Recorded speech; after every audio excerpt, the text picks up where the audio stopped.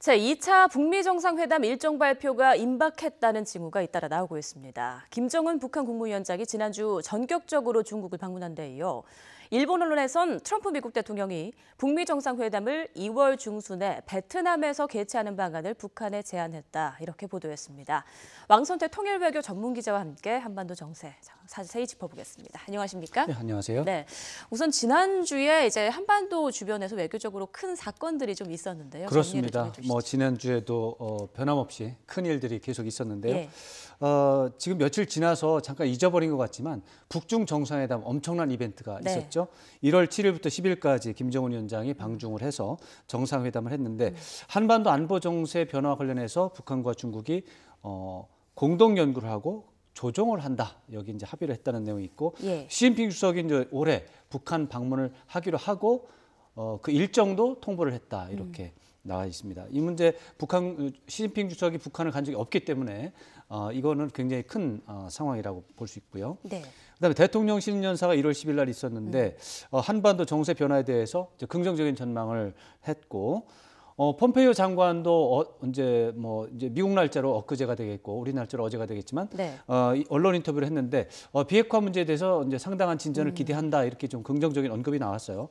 북중 정상회담 이후에 나온 언급이기 때문에 예. 의미가 있다고 좀 봐야 되고, 또 말씀하신 것처럼 이제 앵커멘트에서 말씀하신 것처럼 일본과 또 싱가포르 언론에서도 북미 정상회담 일정에 대해서 추측 보도가 나왔습니다. 이런 것들은 북미 정상회담 이 임박했다. 더 정확하게 말하면 북미 정상회담의 일정 발표가 예. 임박했다. 며칠 안에 이루어질 수 있다. 이런 것들을 보여주는 신호라고 하겠습니다. 네, 이제 좀 중요한 의미 있는 사건들을 하나하나 좀 짚어볼 텐데, 네네. 조금 전에 말씀하신 대로 이제 일본 요미우리 신문이 오늘 보도한 내용입니다. 트럼프 대통령이 김정은 위원장과의 회담을 다음 달 중순 베트남에서 개최하자고 제안을 했다. 네. 자, 이게 맞다면요, 북한도 과연 동의를 할까요?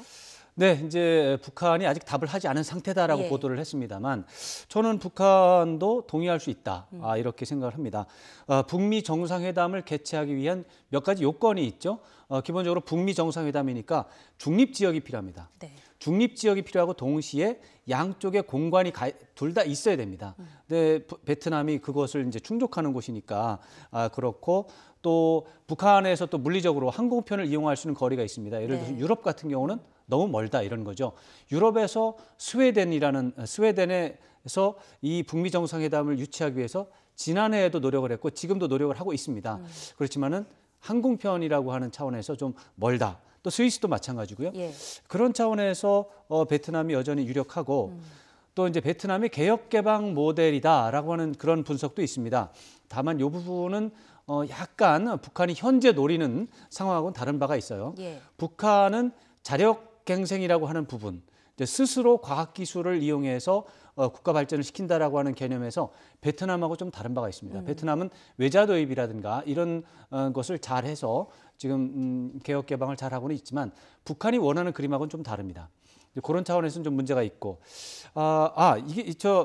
북한이 또 베트남에 대해서 우호적으로 생각할 수 있는 요소가 하나 있는데, 베트남이 사회주의를 유지하면서도 경제 발전을 이루는 그런 선행 사례가 됩니다. 예. 이 부분은 싱가포르도 좀 비슷하죠. 싱가포르가 당연히 민주국가이긴 하죠. 그러나 그럼에도 불구하고 싱가포르도 권위주의라는 점에서는 또 그런 분류가 되고 있습니다.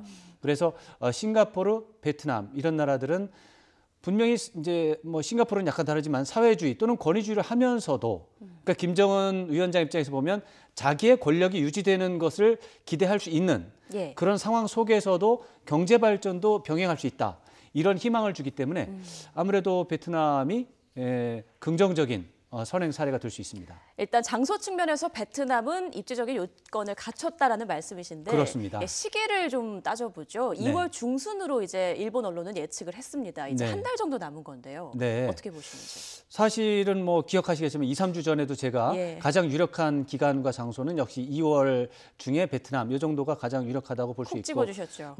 지금도 제가 이제 맞다는 것보다는 예. 여러 가지 상황을 종합을 해서 분석을 한다면 이렇게 예측을 할 수 있고 1번 후보가 이제 2월 달에 이제 베트남이다 이렇게 볼 수가 있는데 2월 중에서도 초순이 아니고 이제 왜 중순이냐, 말이 아니라 왜 중순이냐 네. 이런 것들은 이제 아무래도 설이라고 하는 일정도 볼 수가 있어요. 설이 초기에 이제 2월 초가 이제 설 기간이잖아요. 그러니까 그 다음을 보면 2월 중순이 2주간에 걸쳐져 있기 때문에 2월의 반이 중순입니다. 그래서 예.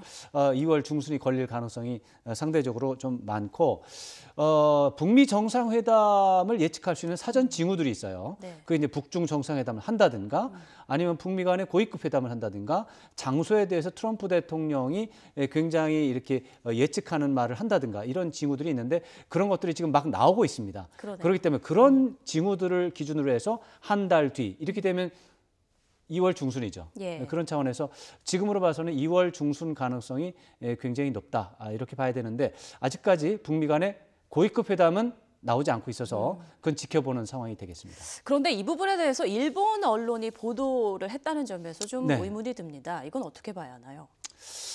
일본의 이제 언론에서 보도를 했다는 것 때문에 약간 좀 우리가 생각할 게 요미우리 신문이 서울발로 보도를 한 것입니다. 이게. 예. 그런데 북한과 미국의 정상회담 하는 문제를 서울발로 보도한다. 더군다나 일본 언론이 보도한다. 그러니까요. 약간 안 맞습니다. 예.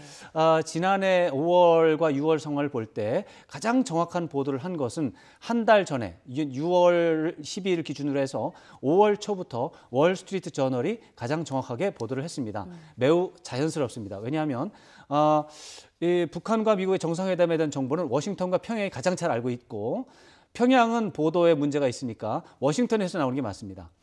그래서 그런 차원에서 제가 볼 때 요미우리의 보도는 신빙성이 떨어진다. 조금 떨어진다. 네, 이렇게 봐야 되겠습니다. 그럼 이 이게 사실관계는 워싱턴 발이 아니기 때문에. 예, 조금 더 지켜봐야 되는 거군요. 그래서 합리적으로 추론하면 2월 중순 베트남 이게 맞습니다. 저도 그렇게 분석할 수밖에 없습니다. 그렇지만 이게 정보냐, 이거는 정보냐 아니면은 분석의 결과냐 이건 또 다른 문제거든요. 예. 제가 봤을 때 이 보도는 정보에 기반한 보도보다는 오히려 분석에 의한 보도다라는 생각을 해볼 수가 있고요. 그걸 생각을 해봐야 되고 두 번째로 일본은 사실은 국제 문제에 대해서 북한에 대한 보도를 가장 열심히 하는 그런 나라로 잘 알려져 있어서 예. 실제로 그 부분에 대한 취재를 많이 합니다. 그래서 일본에서 이런 문제를 하는 것은 일본이 한반도 문제에 대해서 소외되지 않았다라고 하는 그런 부분과 관련해서 일본의 정치인들 또 정책 결정자들 또 일본 언론들의 어떤 그런 상황을 반영한 그런 결과가 되겠습니다. 일단 지금의 상황으로선 북미 정상회담 일정 발표가 임박했다 이렇게 볼 수 있는 거죠. 그러니까 북미 예. 회담이 임박했다기보다는 북미 회담의 일정 일정? 발표가 임박했다. 이렇게 보면 뭐 크게 틀리지 않을 것 같습니다. 예, 그렇다면 지금 북미 협상이 소강 국면에 지금까지 빠졌던 건 서로 상대방이 양보하기를 바랬던 거 아니겠습니까? 그렇습니다. 이게 좀 해결됐다라고 볼 수 있을까요? 해결이 다 됐다고 보기는 어렵습니다. 예. 워낙에 어려운 문제이기 때문에. 그렇지만 북한과 미국이 최근 한두 달 동안 보여준 움직임을 보면 상당히 많이 양보할 의지가 서로가 표출이 됐다 이렇게 봐야 되는데 가장 큰 표시가 상대방을 배려한 표현을 하느냐 안 하느냐 여기에 있습니다. 예. 예를 들어서 이제 미국의 경우는 정상회담 이전에 핵신고를 해야만 정상회담을 할 수 있다. 그다음에 비핵화를 한 다음에 제재 해제를 논의할 수 있다가 2달 전, 석 달 전의 입장이었습니다. 네. 그런데 이것이 11월, 12월을 지나면서부터 핵신고를 하지 않아도 정상회담 할 수 있고 또 그 비핵화가 완전히 끝난 다음에 제재 해제를 논의할 수 있다가 아니라 비핵화를 시작하는 행동을 하면 그때부터 제재 해제, 제재 완화에 대해서 논의할 수 있다. 예. 그래서 굉장히 많이 달라진 겁니다. 이것이 북한이 원하는 표현입니다. 이것을 미국이 했죠. 북한을 배려한 표현입니다. 북한도 역시 미국을 배려한 표현들이 나왔습니다. 특히 이번에 김정은 위원장의 신년사를 보면 국제사회가 환영할 만한 성과를 낼 수 있도록 노력하겠다라는 대목이 나옵니다. 신년사. 그다음에 북중 정상회담에서 나온 보도문에도 예. 국제사회가 환영할 만한 비핵화 관련한 합의 이런 문구가 나오거든요. 이런 말들은 북한이 평소에 쓰는 말이 아닙니다.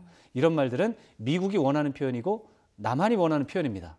이렇게 상대방이 원하는 표현을 서로가 사용하고 있기 때문에 물밑 접촉을 통해서 협상 타결의 의지를 서로가 보여주고 있는 상황이라고 충분히 분석할 수 있습니다. 네. 그리고 아까 북중 정상회담 관련해서 잠깐 언급을 해주셨는데요. 그 가운데 이제 한반도 안보 정세와 관련해서 공동 연구하고 조종하기로 또 합의하지 않았습니까? 이와 관련해서 미국이 좀 불쾌할 법도 한데요. 아직 공식 반응은 없죠. 네, 아직까지 공식 반응은 없는데 아까 이제 우리 국무장관이 인터뷰를 하면서 긍정적으로 말을 했습니다. 비핵화에 있어서 상당한 진전을 기대한다. 폼페이오 국무장관. 예, 이것이 북중 정상회담 이후에 나온 인터뷰이기 때문에 현재까지 미국 정부에서는 북중 정상회담에 대해서 부정적으로 인식하지는 않고 있다는 것을 우리가 알 수 있는 대목이 되겠습니다. 네. 그래서 사실은 지난해 5월 7일과 8일 북중 정상회담을 하고 나서 한 일주일 만에 트럼프 대통령이 뭔가 이상하다. 북한의 태도가 김정은 위원장이 시진핑 주석을 만나고 와서 태도가 변했다. 그렇게 하고 나서 며칠 있다가 안 해. 그렇게 북미 정상회담 안 해. 이렇게 얘기했거든요.